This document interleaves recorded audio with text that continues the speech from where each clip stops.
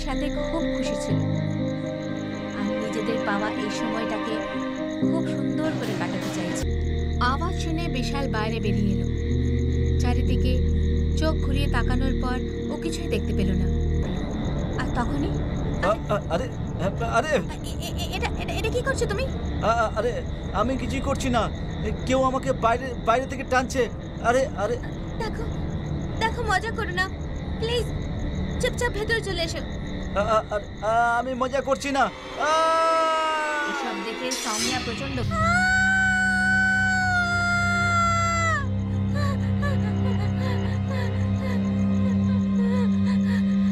না, বিশাল বিশাল, তোমার কি হলো? এটা হতে পারে না, না না। ও শুধু তখন নিজের প্রাণ বাঁচানোর জন্য দৌড়চ্ছিল আর শুধু দৌড়েই যাচ্ছিল। তখন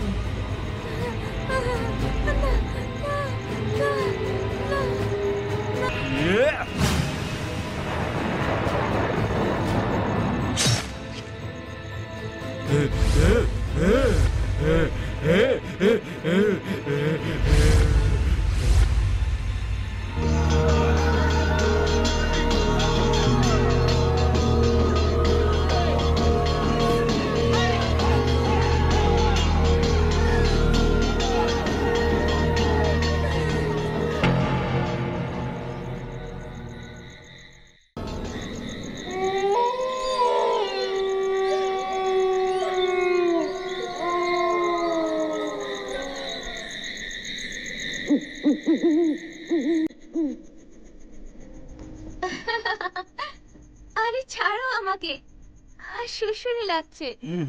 তাই জন্যই তো করছি। আরে আরে আরে আরে ছাড়ো না, এরকম করো না। আরে এত অসুবিধা করে তবে মিলেছো, আজ তো যেতে দেবো না। এদিকে এসো। আরে আরে প্লিজ ছাড়ো না। সৌম্য আর বিশাল অনেক দিন ধরে একে অপরকে চিনত, কিন্তু কখনোই দুজনে একসাথে সময় কাটানোর সুযোগ পায়নি। এই জন্যই দুজনে এই ট্রিপ প্ল্যান করেছে। দুজনেই একে অন্যের সাথে খুব খুশি ছিল আর নিজেদের পাওয়া এই সময়টাকে খুব সুন্দর করে কাটাতে চাইছে। কি করছো? মিস করছি কেন? এটা করো তো শুধু কথা বানাতে চান। আচ্ছা, এদিকে এসো এসো এসো বলছি, এসো। দুজনেই এই সুন্দর মুহূর্তটা খুব আনন্দ করে কাটাচ্ছেন। ঠিক তখনই বাইরে থেকে ওরা কিছু আওয়াজ শুনতে পেল।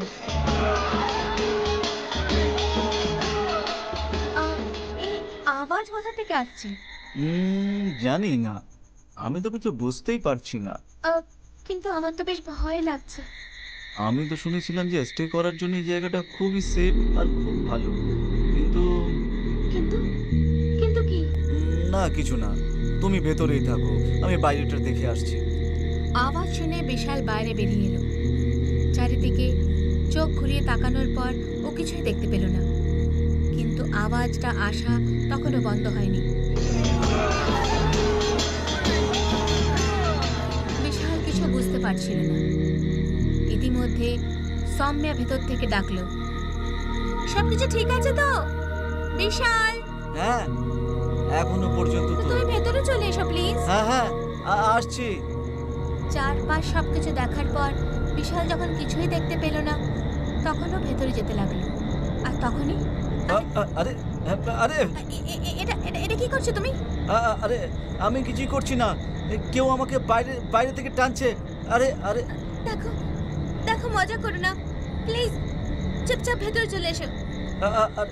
আমি মজা করছি না। এসব দেখে সৌম্যা প্রচন্ড ঘাবড়ে গেল আর বাইরের দিকে ছুটল। বিশাল বিশাল বিশাল, তুমি কোথায়? সৌম্যা ভয়ের চোখে বিশালকে ডাকতে লাগলো। অনেকবার বিশালের নাম ধরে ডাকার পর ও বিশালকে দেখতে পেল না। বিশাল বিশাল, তুমি কোথায়? বিশাল! ও কি ভেতর তুমি! ও গড, আমি জানতাম তুমি ভয় পাওয়া দেওয়া খুবই সোজা। এটা কেমন ধরনের মজা? বিশাল, তুমি কি পাগল হয়ে গেছো নাকি? জানো আমি কতটা ভয় পেয়ে গেছিলাম। তাই তো আমি তোমাকে বলি। বিশাল, থামো তুমি।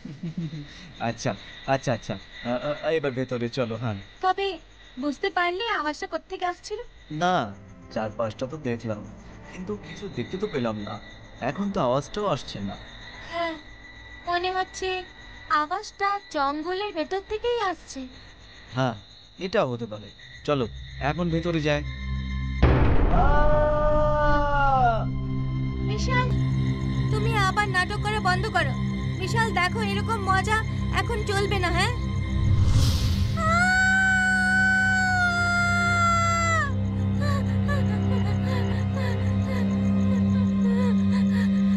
না বিশাল, বিশাল, তোমার কি হলো?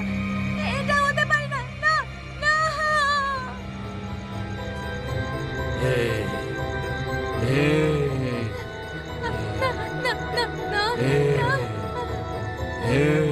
না,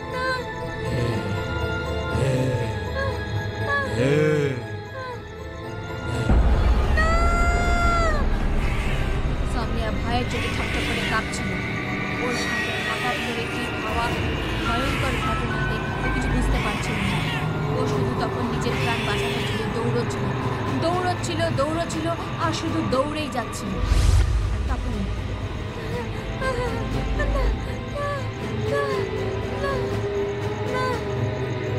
তার সামনে এক ভয়ঙ্কর রাক্ষসকে দেখে ওর গলা শুকিয়ে গেল। ওই ভয়ঙ্কর রাক্ষস সৌম্যার এত সামনে চলে এলো, সৌম্যা বুঝতে পারছিল না যে এখনো যাবে, কোথায় যাবে। সৌম্যা এটা বুঝতে পারল যে আজও নিজের প্রাণ আর বাঁচাতে পারবে না। এমন সময় রাক্ষস কিছু একটা দেখে দাঁড়িয়ে গেল।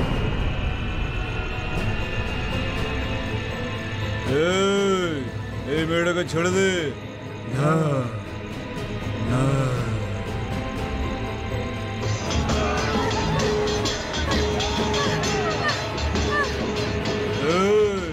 মেয়েটাকে যেতে দে। না, না, না।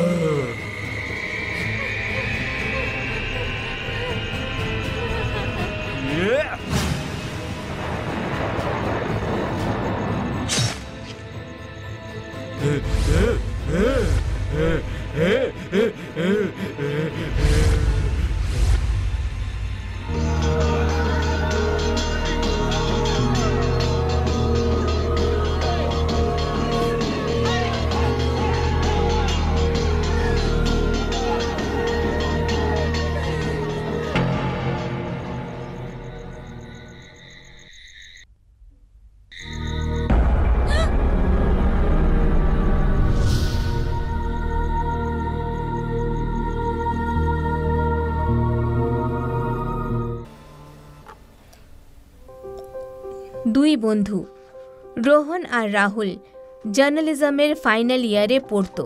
দুজনেই কলেজের ওয়াইল্ড লাইফ ফটোগ্রাফির অ্যাসাইনমেন্ট পূরণ করতে এই জঙ্গলে এসেছিল। দুজনেই আগামী বিপদের সম্পর্কে অজানা ছিল। ভাই রাহুল, যদি আমরা এই জঙ্গলে ভালো ছবি তুলি তাহলে এই সেমিস্টারে টপ হবই। আরে ভাই, এত ঘন জঙ্গল, তাই আমার মনে হচ্ছে আমাদের স্বপ্ন অবশ্যই পূরণ হবেই হবে। এবার তুই ফিরে গিয়ে পার্টি করার পরিকল্পনা কর। ভাই রাহুল, জঙ্গলটা কিন্তু অনেক বড়, বিকেলের মধ্যে আমরা গোটা জঙ্গলটাও কভার করতে পারবো না। একটা কাজ করি, আমি এই দিকে যাই, তুই ওদিকে যা। হ্যাঁ, ফোনটা অন রাখিস কিন্তু। ঠিক আছে। রোহন ছবি তোলায় মগ্ন ছিল, আর তখনই সে তেমনি শব্দ শুনতে পায় যা বিশাল শুনতে পাচ্ছিল। রোহন এদিকে ওদিকে ঘুরে জানার চেষ্টা করে শব্দটা আসলে কোত্থেকে আসছে, কিন্তু ও কিছুই জানতে পারে না।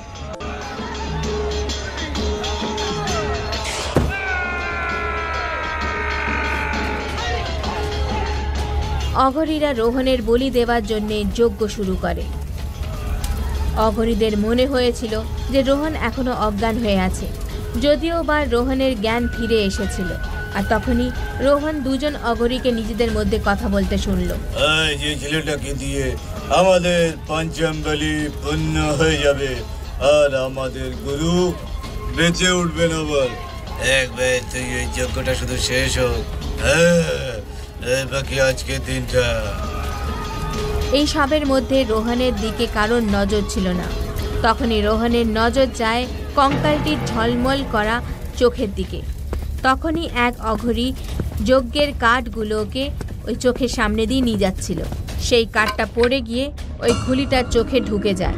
তারপরেই গুহাটা নড়তে শুরু করে দেয় আর ভয়ের চোটে সব অঘরীরা কাঁদতে শুরু করে। এটা দেখে একটা অঘরী রেগে মেগে চিৎকার করে, দেখতে পাও না?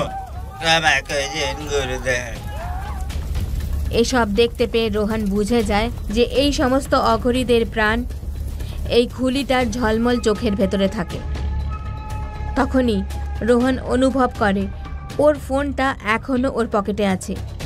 ভেবে চিন্তে রোহন চুপ করে তার পকেট থেকে ফোনটা বের করে আর রাহুলকে মেসেজ করে বলে।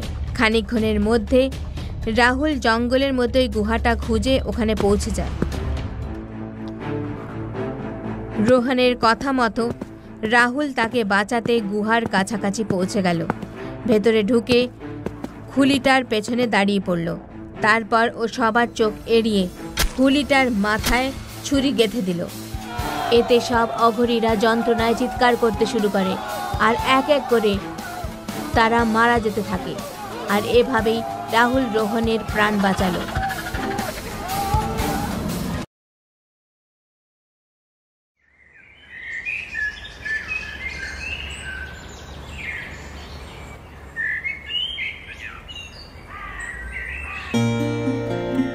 কুনাল ওর মা বাবা আর ঠাকুমার সাথে থাকতো।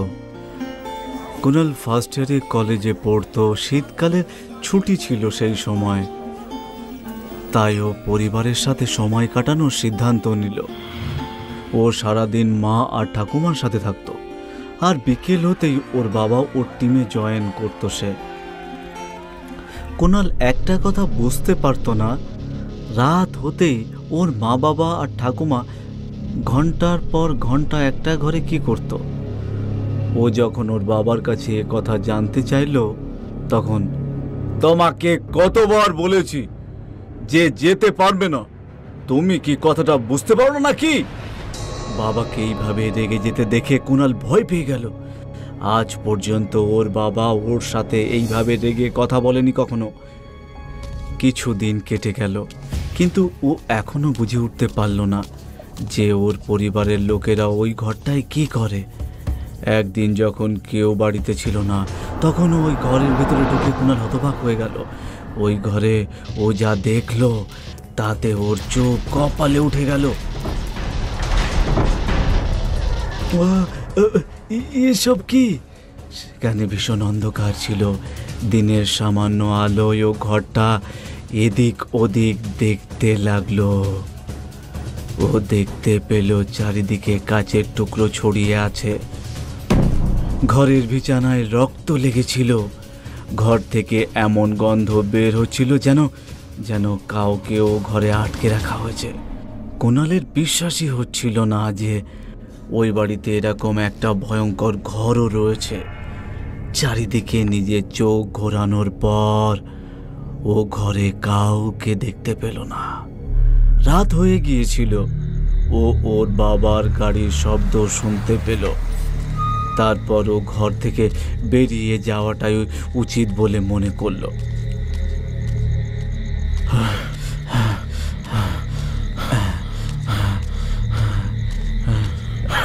কুনাল, তুমি ঠিক আছো তো? আমি ঠিক আছি। দেখে তো মনে হচ্ছে না। এত ঠান্ডা, তাই ভাবলাম যে একটু এক্সারসাইজ করে নি, তাই এখানে চলে এলাম।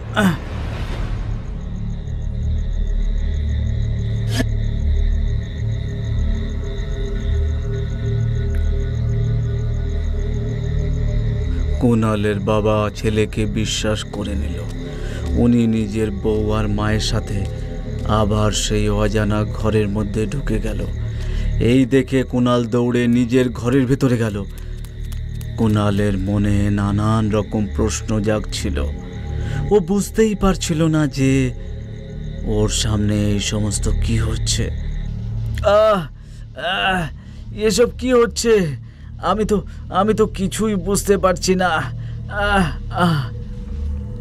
নিজের মনের মধ্যে এত প্রশ্নের লড়াই নিয়ে কুণালের চোখে ঘুম চলে এলো। আরও ঘুমিয়ে পড়তেই 3টের সময় ও কিছু শব্দ শুনতে পেল। তুমি এরকম করতে পারো না, তুমি এরকম করো না, তুমি এরকম করতে পারো না। প্লিজ প্লিজ এরকম করো না। দেখো বাবা, যা হবার সেটা হয়ে গেছে, এবার এসব ছেড়ে দাও। বাড়ির লোকের এই সমস্ত কথা শুনে একেবারে ঘাবড়ে গেল। ও সোজা ঘর থেকে দৌড়ে বেরিয়ে এলো। কুণাল যখন এদিক ওদিক দেখলো তখনও কাউকে দেখতে পেল না। ও ওই শব্দগুলো মন দিয়ে শুনতে লাগলো। শব্দটা ওই ভয়ঙ্কর ঘর থেকেই আসছিল। মা, বাবা, তোমরা ঠিক আছো তো? দিদা, তোমরা সবাই ঠিক আছো তো? কেউ কিচ্ছু বলছো না কেন? মা, দিদা, বাবা, কেউ কিছু তো বলো। আরে, কেউ আমার কথা শুনতে পাচ্ছ কি? আরে,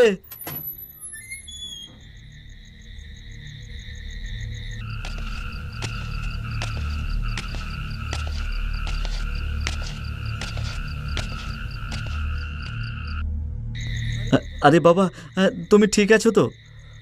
হ্যাঁ, আর চুপচাপ এখান থেকে চলে যাও। এই ঘরের আশেপাশে একদম ঘোরাফেরা করবে না। নিজের বাবার এত স্বাভাবিক ব্যবহার দেখে কুণাল কিছুই বুঝতে পারছিল না। আর নিজের ঘরে ফিরে যাওয়া ছাড়া ওর কাছে আর কোনো উপায় ছিল না।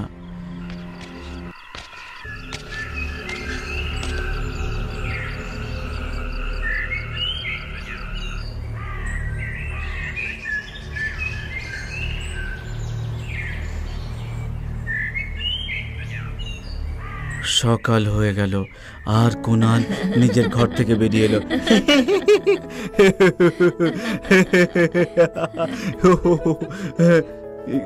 কাল রাতে তোমাদের সবার কি হয়েছিল? কি হলো বাবু? আমরা সবাই তো ঘুমোচ্ছিলাম। হ্যাঁ, কাল রাতে আমি তোমাদের সবাই চিৎকারের আওয়াজ শুনেছিলাম।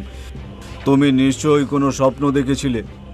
কিন্তু বাবা, কাল রাতে তো তুমি আমার সাথে কথাও বলেছিলে। বললাম তো, তুমি একটা খারাপ স্বপ্ন দেখেছিলে। এখন এসো আর চুপচাপ ব্রেকফাস্ট করে নাও। কুণাল এবার রেগে যাচ্ছিল। আসলে বাড়িতে এসব কি হচ্ছে? কেউ ওকে কিছু বলছেই না কেন? নিজের চিন্তায় বাদ সেধে ও নিজের লক্ষ্য থেকে সরে যাওয়াটাই উচিত মনে করল। রাত হয়ে গেছিল আর কুণাল ঘুমাতে চলে গেল। আর তখনই রাত 1:30টার সময় ও ওর বাবা মায়ের কান্নার শব্দ শুনতে পেল। এটা কি হলো? এটা কি করে সম্ভব? এসব কি হয়ে গেল? এটা কি হলো? এটা কি করে সম্ভব?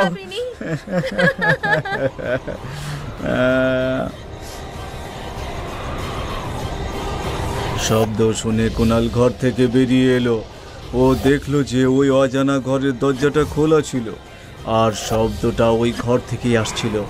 ও যেমন তেমন ভাবে ভেতরে যাওয়ার সাহস করে নিল। আর দিদা!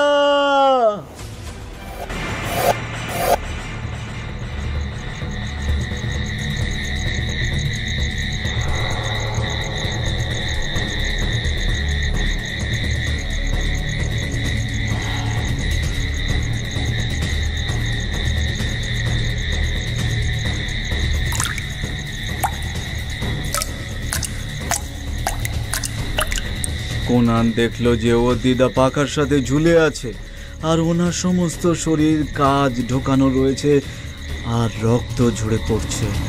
এই দেখে কুণালের অবস্থা খারাপ হয়ে গেল।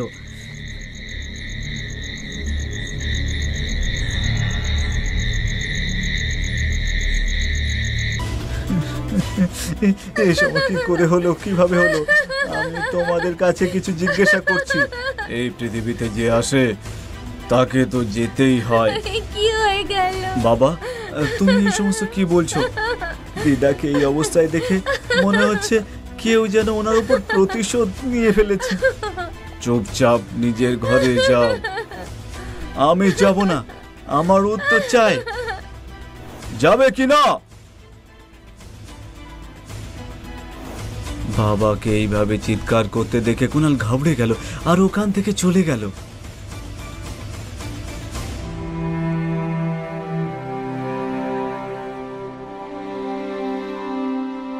দিদার সৎকার করা হয়ে গেল। কুনালের মাথায় সত্যিটা জানার জেদ চেপে গেল।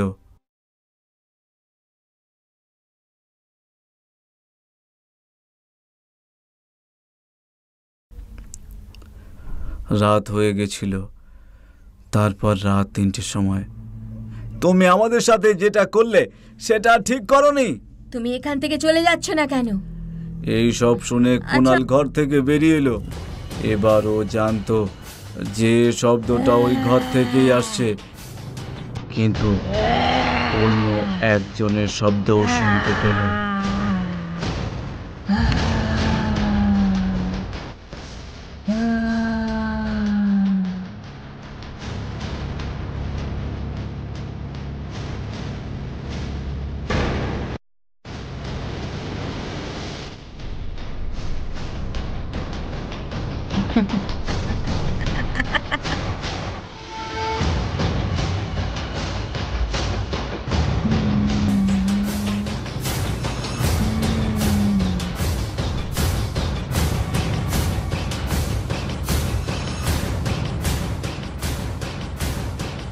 এবার আগে দিদার মৃত্যুতে কুনাল ভীষণ চিন্তায় পড়ে গেছিল। ওদিকেও দেখলো বাবা রেগে, মা ভয়ে জীবন কাটাচ্ছিল। প্রায় 1 বছর হয়ে গেছিল দিদা মারা গেছিল। অন্যদিকে নিজের চোখে দেখা ওই ভয়ঙ্কর দৃশ্য কুনাল ভুলতে পারছিল না। 30শে ডিসেম্বর। 1 বছর হয়ে গেল দিদা, তুমি মারা গেছো। তোমার কথা আমার ভীষণ মনে পড়ছে। কুনাল লক্ষ্য করল যে সেদিন বাড়িতে কেউ এক দানা অন্নও মুখে দেয়নি।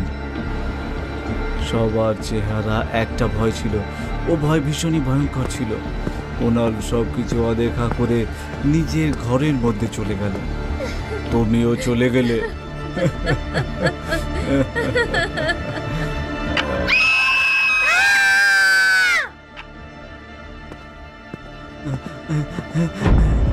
মা!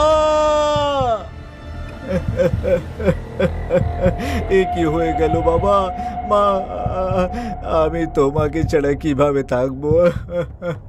বাবা, বাবা তুমি কিছু বলছো না কেন? বাবু, যে আসবে সে তো যাবেই। বাবা তুমি এরকম কি সব বলছো? এটা আত্মহত্যা নয়, খুন এটা। তুমি নিশ্চয়ই আমার কাছে কিছু একটা লুকোচ্ছ। বলো, না হলে আমি পুলিশকে ফোন করব। তুমি আবার এসব করছো না তো? তুমি ঠিক বলছো, এটা হলো খুন। আর পরের বছর এই দিন এই সময় আমিও মারা যাব। কি বলছো তুমি বাবা? আমাদের ওপরে অভিশাপ আছে। অভিশাপ? কেমন অভিশাপ? 30শে ডিসেম্বরের রাতে তোমার কাকার মৃত্যু হয়েছিল, আর তোমার প্রথম মায়ের জন্য সেই মৃত্যুটা হয়েছিল। কি? মা এরকম কেন করবে? সেই রহস্যটা তার মৃত্যুর সাথেই শেষ হয়ে গিয়েছিল। কি? মাকে কাকা মেরেছে? হ্যাঁ, ও নিজের মৃত্যুর প্রতিশোধ নিয়েছিল, কিন্তু তোমার মা এখন আমাদের উপর প্রতিশোধ নিচ্ছে। আমরা যেখানেই যাই না কেন ও আমাদের শেষ করার জন্য আমাদের কাছে পৌঁছে যাবে।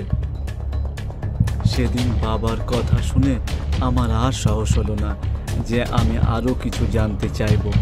আমি জানতে পেরে গিয়েছিলাম যে সেদিন রাতে আমি যে মহিলাটাকে দেখেছিলাম সে আমার প্রথম মা ছিল। আমি ওনার ওপর কি ক্ষতি করেছি? আমার মায়ের কথা শুনে ওনার প্রতি আমার ঘৃণা জন্মেছিল। কিন্তু এবার আর কি, পরের বছর বাবা না হোক, আমার মৃত্যু তো নিশ্চিতই ছিল। এখন আমি আমার মাকে ততটাই ঘৃণা করি যতটা আমি আমার মাকে ভালোবাসতাম। আরও 1 বছর কেটে গেল। 30শে ডিসেম্বরের দিন বিকেল হয়ে গিয়েছিল।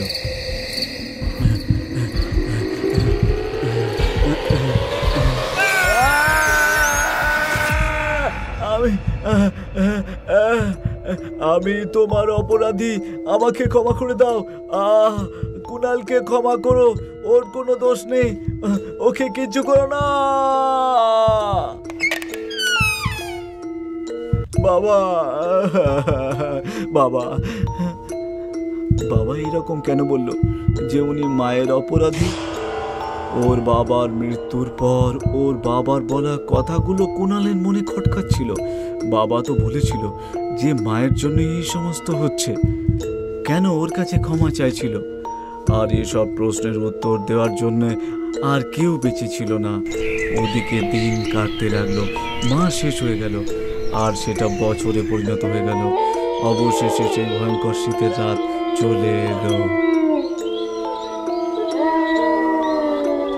মৃত্যু যখন এই ঘরের ভেতরেই হবে, তাহলে আমি এই ঘরের মধ্যেই বসে থাকবো।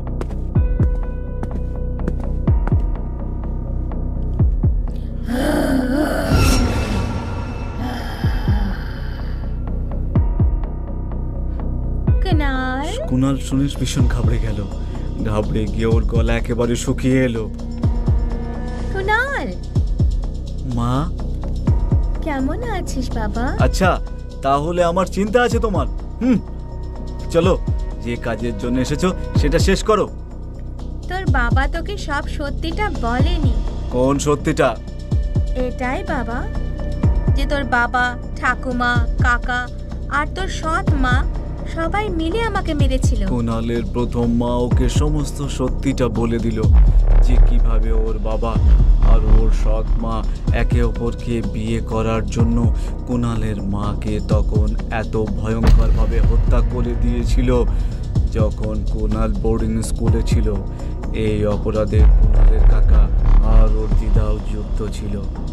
এই শুনে কুনালের পায়ের তলার মাটি সরে গেল, কারণ ওকে এটাই বলা হয়েছিল যে ডিপ্রেশনে পড়ে ওর মা আত্মহত্যা করে নিয়েছিল। কি? প্রথমে আমি তোর কাকা, তারপর ঠাকুমা, তোর সৎ মা আর তোর বাবাকে মেরে তাদের ওপর প্রতিশোধ নিয়েছি। যেভাবে ওরা আমাকে কষ্ট দিয়ে মেরেছিল, আমিও ওদেরকে সেভাবেই মেরেছি। মা, এই জন্যই শেষবারের মতো কেউ তোমার মুখটা দেখতে দেয়নি। আমাকে ক্ষমা করে দাও মা, আমি তোমাকে ভুল বুঝেছিলাম। কুনালের বাবা ওকে মিথ্যে কথা বলেছিল। ও নিজের ছেলের কাছে সত্যিটা স্বীকার করতে পারেনি। কুনালের প্রথম মাকে নিজের লোভের জন্য মেরে ওর বাবা নিজের ছেলের কাছে, নিজের ছেলের সামনে নিজেকে ভালো সাজাতে পারেনি একেবারে। মা এসব সহ্য করতে পারেনি, আর সে কুনালকে সমস্ত সত্যিটা বলে দিল। কুনাল নিজের বাড়িতে একমাত্র সদস্য ছিল যে 30শে ডিসেম্বরের সেই ভয়ঙ্কর আর কালো রাতে প্রাণে বেঁচে গিয়েছিল। সেদিনও ওর সমস্ত প্রশ্নের উত্তর পেয়ে গেল। মায়ের এত ভয়ঙ্কর মৃত্যু আর নিজের পরিবারের বিশ্বাসঘাতকতায় কুনাল থমকে গিয়েছিল। এখন এই কড়া সত্যিটা নিজে বেঁচে থাকা ছাড়া কুনালের কাছে আর কোনো উপায় ছিল না।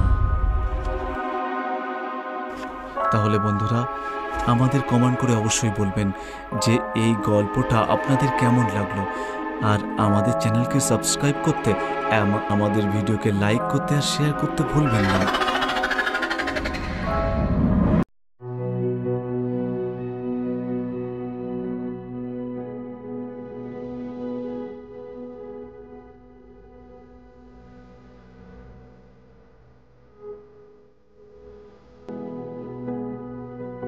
সাহিল দেরাদুনের বিজনেসের কাজ শেষ করে অমৃতসরে নিজের মায়ের কাছে ফিরে আসছিল। দেরাদুনে ওর নিজস্ব ব্যবসা ছিল, সেই কারণে ওর বেশিরভাগ সময়ই ওর সেখানেই কাটত। ও কখনো কখনো ওর মার সাথে দেখা করতে আসতে পারত। অর্ধেক রাস্তা পর্যন্ত যেতেই ওর বন্ধু রাজেশের ফোন এলো।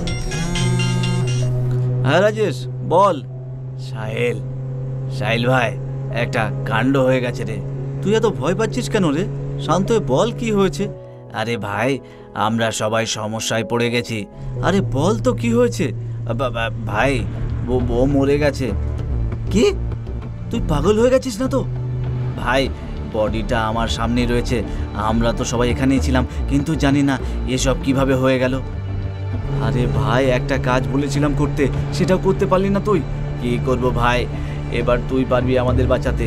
তুই ফোন রাখ, আমি কিছু একটা ভাবছি। ছ্যা, কোথায় ফেসে গেলাম। রাজেশের সাথে কথা বলার পর সাহিল ওর গাড়িটা সাইডে পার্ক করলো আর নিজের মাথায় হাত দিয়ে কিছু চিন্তা করতে লাগলো। ও অনেকক্ষণ ধরে ফোনের স্ক্রিনটা স্ক্রোল করছিল আর কিছু একটা ভাবতে ভাবতে সাইডে নিজের ফোনটা রেখে গাড়িটা রিভার্স গিয়ারে নিল। মাকে ফোন করে বলে দিই যে আবার দেরাদুনেই ফিরে যাব, আর্জেন্ট কাজ আছে। ব্যাপারটা এখন পরিষ্কার ছিল, সাহিল আর ওর বন্ধু কোনো বিপদে ফেসেছে। কিন্তু সে ব্যাপারটা কি ছিল? সাহিল হাই স্পিডে গাড়ি চালাতে লাগলো। খামোকা ঝামেলায় পড়ে গেলাম, না ওর সঙ্গে দেখা হতো না এসব কাণ্ডটা হতো। জঙ্গলের নিস্তব্ধতার মধ্যে দিয়ে শুধু গাড়ির তীব্র শব্দ শোনা যাচ্ছে। সাহিলের চোখে মুখে ঘাম বেরোতে লাগলো। ওর চোখ মুখ লাল আর চেহারা ফ্যাকাশে হয়ে গেছিল। তখনই গাড়ির তীব্র গতির সাথে কিছু একটা ধাক্কা খেল আর সাহিলের গাড়ি ডিসব্যালেন্স হয়ে গেল। তাড়াহুড়ো করে সাহিল গাড়ির ব্রেক চেপে ধরল আর গাড়িটা একটু দূরে গিয়ে কোনো রকমে থামলো। সাহিল ওর গাড়ির থেকে বাইরে বেরিয়ে এলো আর পেছন দিকে যেতে লাগলো। একটু এগিয়ে গিয়েই ও যা দেখল তাতে ওর অবস্থা খারাপ হয়ে গেছিল। এটা কি? সাহিল ওর সামনে একজন কিন্নরকে রক্তে মাখামাখি অবস্থায় দেখতে পেল। অজান্তে সাহিল একটা অ্যাক্সিডেন্ট করে ফেলেছিল। আরে কপাল, লাইফে কি কিছু কম ছিল যে এই কিন্নরও আমার হালুয়া টাইট করে দিল। এবার কি করব? দেরাদুন যাওয়াটাও আমার জরুরি। একে হসপিটালে নিয়ে যেতে আমার সময় নষ্ট করতে পারবো না। সাহিল ওই কিন্নরকে ওই রক্তমাখা অবস্থায় ফেলে রেখে ওখান থেকে চলে গেল। গাড়িতে বসা মাত্র সাহিলের ফোনে একটা টেক্সট এলো, যেটা সাহিল দেখতে লাগলো। কিন্তু টেক্সটটা দেখেই সাহিলের চেহারার রং বদলে গেল। কেউ একজন সাহিলকে একটা আননোন নাম্বার থেকে একটা ইমেজ পাঠিয়েছিল, যাতে ওর 4 বন্ধুর ডেড বডি পড়েছিল আর তাদের মধ্যে একজন রাজেশও ছিল।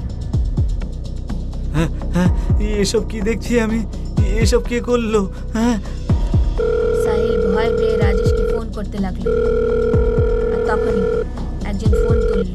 হ্যালো, আমার রাজা। আওয়াজ শুনে সাহিল ভয়ে কাঁপতে শুরু করলো। কে? হ্যাঁ সাহিল, বলো। এটা আমার বন্ধু রাজেশের ফোন, আমি ওর সঙ্গে কথা বলতে চাই। ওহো, আমার রাজা রাজেশ তো মরে গেছে সোনা। সাহিল কিছুই বুঝতে পারছিল না আর ভয় পেয়ে ও ফোনটা কেটে দিল। আরে ভাই, এসব কি হচ্ছে? আমার সব বন্ধুরা মরে গেল আর ওই শোভাও আত্মহত্যা করলো। আমি তো কিছুই বুঝতে পারছি। কথাটা জানার পর এখন সাহিল নিজের কাণ্ড কারখানা চাপা দেওয়ার জন্য দেরাদুন যাচ্ছিল। একটা কাজ করি, আবার রাজেশকে কল করি, কি জানি কেউ হয়তো আমার সঙ্গে মজা করছে। সাহিল আবার রাজেশের ফোনে ফোন করল, কিন্তু এবার ফোনের শব্দটা ওর গাড়ি থেকেই শোনা যাচ্ছিল। আর তখনই ওর অনুভূতি হলো যে ওর পেছনে সিটে কেউ আছে। সাহিল যেই পেছনে ঘুরে তাকালো, পেছনে ওই কিন্নরটাই রাজেশের ফোন নিয়ে বসেছিল।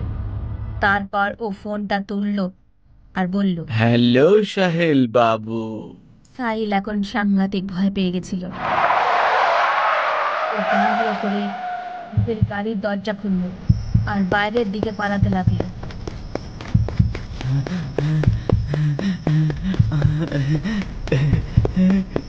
সাহিল আরো জোরে জোরে দৌড়াতে লাগলো।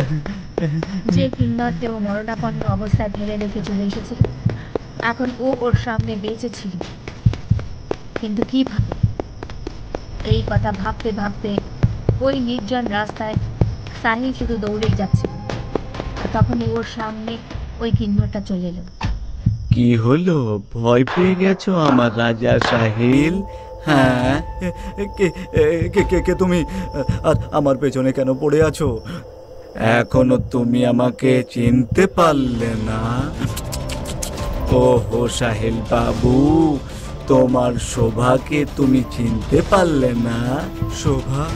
দেখতে দেখতে ওই কিন্নরটা দুটো শরীরে বিভক্ত হলো। একটা রাজেশ আর দ্বিতীয়টা শোভা। রাজেশ, শোভা, এসব কি? কি হয়েছে সাহেল? আমাকে চিনতে পারছো না তো? হ্যাঁ, ও তোমার বন্ধু আর আমি হলাম তোমার প্রিয় শোভা।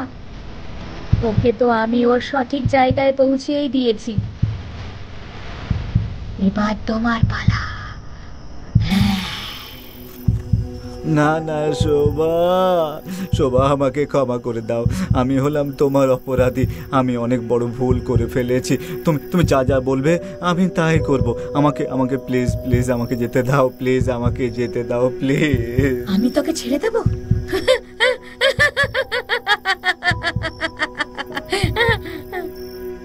আরে পশুরাও তোর থেকে ভালো হয় সাহিল।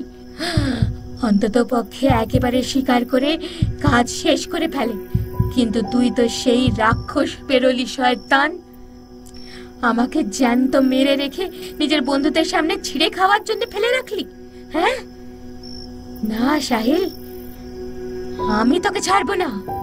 হ্যাঁ, প্লিজ প্লিজ শোভা আমাকে যেতে দাও, প্লিজ প্লিজ আমাকে ক্ষমা করে দাও, প্লিজ। তুই ক্ষমার যোগ্য না সাহিল। তোকে তো আজ আমি এখানেই মারবো।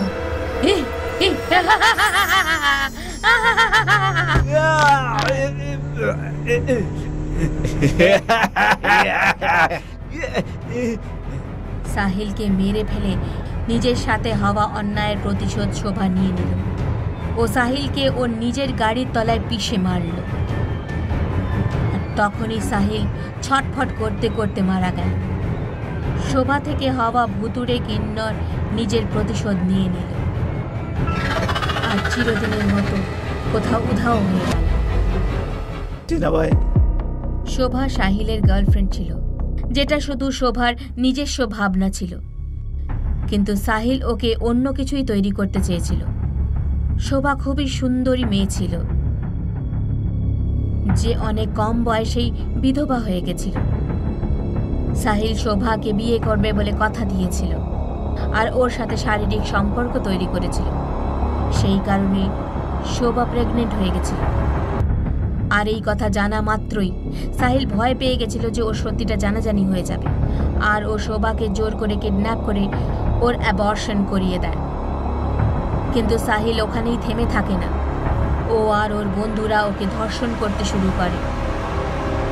ওরা শোভাকে শুধুমাত্র নিজেদের মনোরঞ্জনের বস্তু বলে মনে করে, যার জন্য অতিষ্ঠ হয়ে শোভা একদিন আত্মহত্যা করবে বলে ঠিক করে নেয় আর নিজেকে মৃত্যুর হাতে সঁপে দেয়।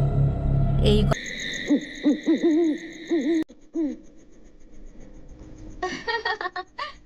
আরে ছাড়ো আমাকে, শুশুরি লাগছে। তাই জন্যই তো করছি। আরে আরে আরে আরে ছাড়ো না, এরকম করো না। আরে এত অসুবিধা করে তবে মিলেছো, আজ তো যেতে দেবো না। এদিকে এসো। আরে আরে প্লিজ ছাড়ো না। সৌম্য আর বিশাল অনেক দিন ধরে একে অপরকে চিনত, কিন্তু কখনোই দুজনে একসাথে সময় কাটানোর সুযোগ পায় না। এই জন্যে দুজনে এই ট্রিপ প্ল্যান করেছে। দুজনেই একে অন্যের সাথে খুব খুশি ছিল আর নিজেদের পাওয়া এই সময়টাকে খুব সুন্দর করে কাটাতে চাইছে। কি করছো? মিস করছেন কেন? এটা করে আমার তো শুধু কথা বানাতে চান। আচ্ছা, এদিকে এসো এসো এসো বলছি, এসো। দুজনেই এই সুন্দর মুহূর্তটা খুব আনন্দ করে কাটাচ্ছে। ঠিক তখনই বাইরে থেকে ওরা কিছু আওয়াজ শুনতে পেল।